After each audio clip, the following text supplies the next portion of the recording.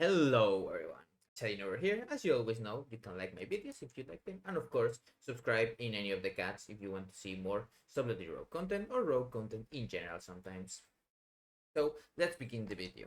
As you know, I just made some videos about the Mythic Plus different builds. So this one is going to focus on this build. This build is seeming more or less, no, sometimes most of the time less than the one that is the high seeming one. High seeming one, of course, runs Vigor and Thistle Tea. What does this change versus the other one? For once, we have acrobatic strikes. A lot of people love it, and of course, that point is also interchangeable with Leeching Poison if you want for some reason. And also, I will explain this on my videos, but there are points in the middle and at the top where you can change them with no worries. You can, of course, get tricks of the trade if your tank really needs it. Usually they don't. And shift for raging weeks and raging mobs that maybe they're important in the dungeon, etc. etc. Now, of course, also first dance and shadow focus are kind of interchangeable. You need more or less energy, but you will lose some single target damage if you go for the first dance. Sorry, for focus, shadow focus. But as you can see in the clip, maybe you really do need shadow focus sometimes, because otherwise you are going to have to get used to waiting. Yes, with this build, you are going to sometimes wait 1 or 2 seconds between builders, sometimes to use your finisher afterwards, or another builder, because you only have 100 energy, and the rate at which you recover it, if the targets are not enough. I always explain this in the videos, but for Sublety we have like different thresholds of mobs where we struggle or not. We have single target, but we kind of play the normal build. Sometimes we have to wait, sometimes we don't have to wait.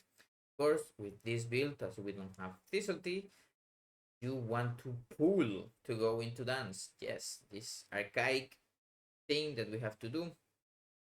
You want to wait until at least 60 energy, so you can use your symbols of death and go into dance, and then you go into dance with 100 energy.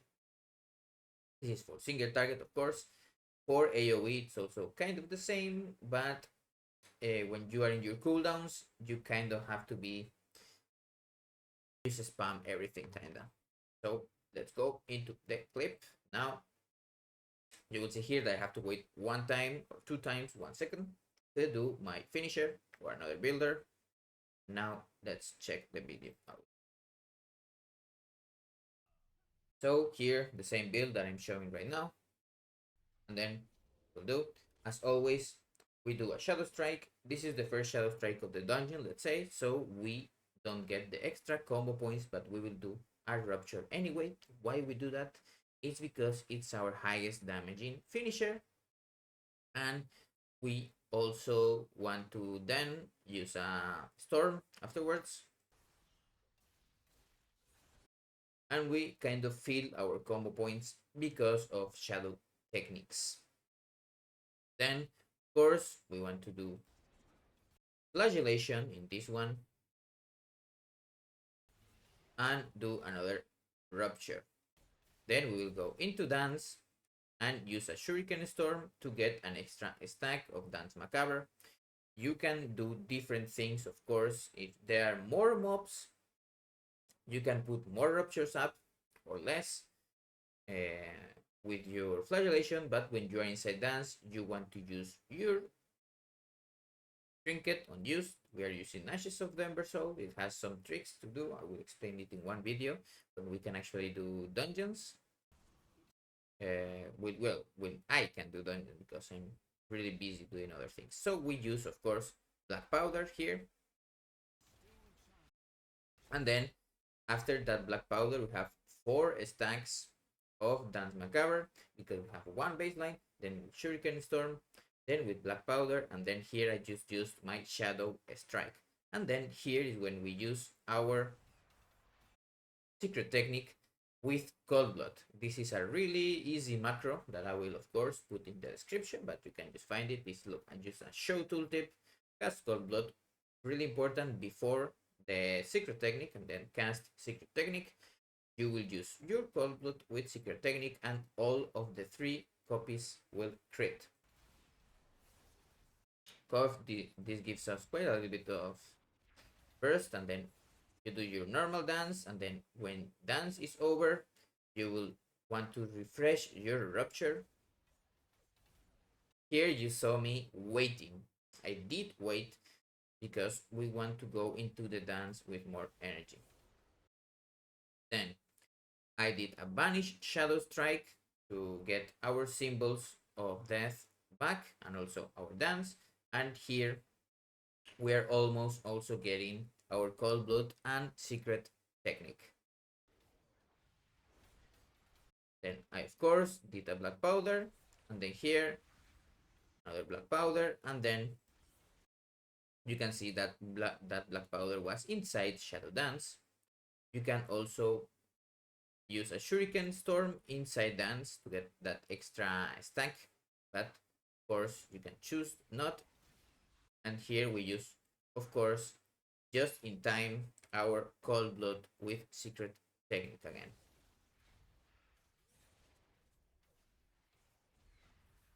And now things here, you can begin to see how our energy begins struggling. And this is with 4 targets. With 3 targets and 2 targets is going to be even more of a struggle. But as you can see, the burst is quite high. As you get that 2 secret techniques with full crits and that extra mastery, and of course the extra agility that you have from Ember Soul. You are also likely to maybe use branch instead of Ember Soul, or just use both, or pips, or anything like that. Trinkets can be kind of whatever you have. That is almost everything that you will do on like an opener, but Laun just told a little bit about dungeons in general and our cooldowns. Our cooldowns are, as you can see, Cold Blood, Flagellation, and Shadow Blades. Our strongest cooldown in all of this, of course, is Shadow Blades. That's why it has a longer cooldown. It's 2 minutes instead of 1.5 or 45. Now, this cooldown is strongest when it, of course, if you have a lot of targets, you will just do more damage. But the damage difference between using the cooldown there and not using the cooldown there is not as big as if you used it on single target or 2 and 3 mob pulls. Why?